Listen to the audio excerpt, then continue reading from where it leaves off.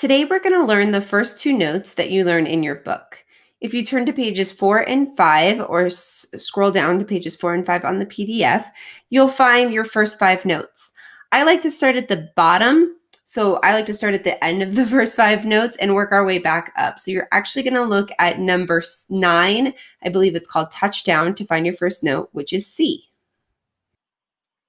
C on the trumpet, the first C, is one ledger line below the staff. So that's why it has that little baby line that goes through the note there. So if you can kind of think, you start on that bottom line of the staff and you go one space down and then one more line, there's your C. And it's played in first position or open position.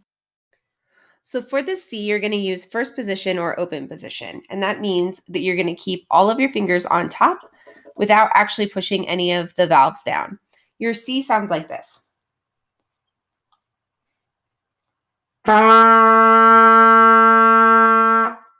it with me. Ready? 1, 2, ready? Again, 2, ready?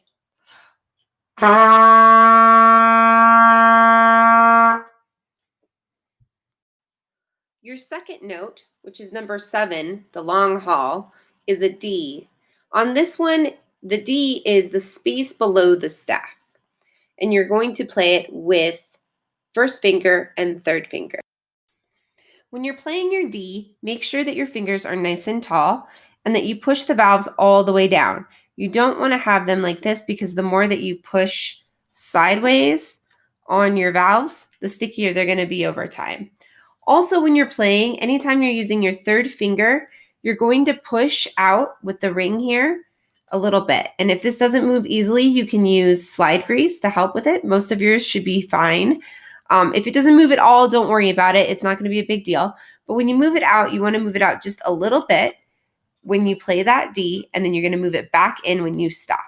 Okay, and this is just for tuning reasons. That's why this ring exists, is anytime that you use this third finger, you're going to push it out. It's a good habit to learn right off the bat. Here's your D. It sounds like this. Try it with me. 1, 2, ready. Again, 2, ready.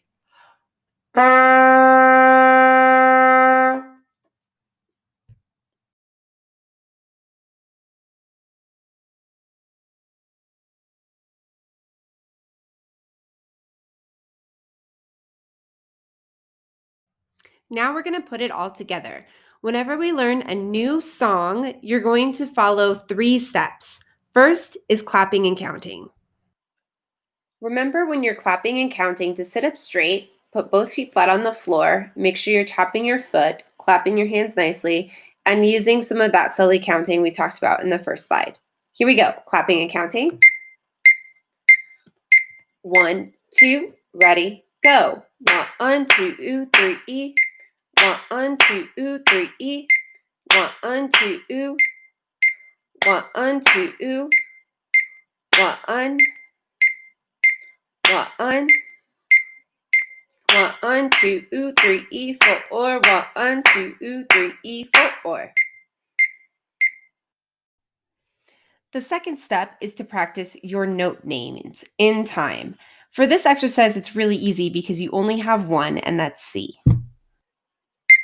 Note names, ready, go. C, C, C, C, C, C, C, C, C, C, C, C,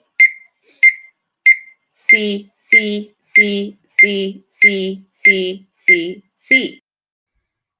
Now let's put it all together. Remember, when you're playing your trumpet, to hold it straight up. You don't play the clarinet, and you don't want your chin to be down here like this. Also, be sure that your pinky is not inside the pinky ring. You always want it on top. Playing exercise 1. 1, 2, ready.